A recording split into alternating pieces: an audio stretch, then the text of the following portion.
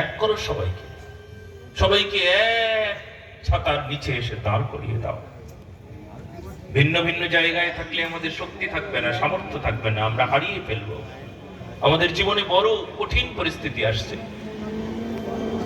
কোচবিহারের বুকে দিনহাটায় একটা গেট তৈরি হয়েছে, স্বাগতম গেট। সেখানে গেটের নাম হয়েছেন দুর্গা।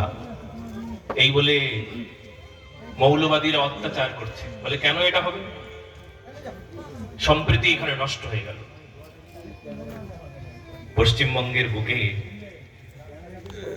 যদি কোচবিহার জেলায়, যদি দিনহাটায় যদি একটা ওয়েলকাম গেট, সেই গেটটা যদি দুর্গা থাকে, তবে সম্প্রীতি নষ্ট হয়ে যাবে। এই ঠুনকো সম্প্রীতি তোমাদের, বলো না গো রাধে রাধে। বাহ বাহ বাহ বাহ, কি অনাদর, কি অবজ্ঞা। কি গো, নাম দুর্গা বলে তোমরা দলে দলে মানুষ এসে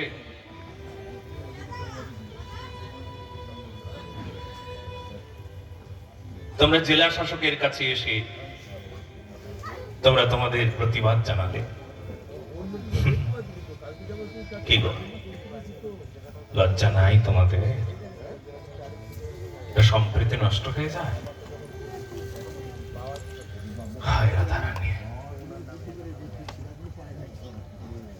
কোনখানে অবস্থান করছি আমরা? আরো যে কত কিছু ঘটনা ঘটবে আজ।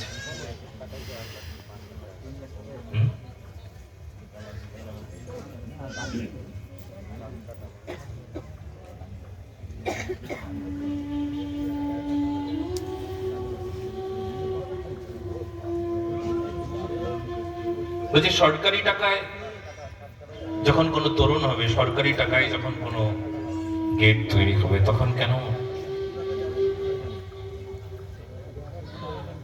এমন হবে? কেন কেন কেন মিলেমিশে হবে না? কেন এরকম নাম থাকবে? কেন দুর্গা নাম থাকবে? দুর্গার তার কি করে হয়? দুর্গার মূর্তি কি করে থাকে? বাহ, সরকারি টাকায় এক পক্ষকে আদর করছে, এটা ভাবছো?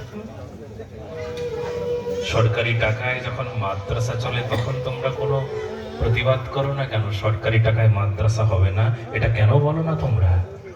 ছি ছি ছি, এটা লজ্জা নাই তোমাদের? কি গো, সরকারি টাকায় গেট তৈরি হবে না, সেই গেটে কোনো সনাতনীদের নাম থাকবে না, কারণ এটা ভারতবর্ষ। এটা কি দেশ? সেকুলার দেশ, সবার সমান অধিকার।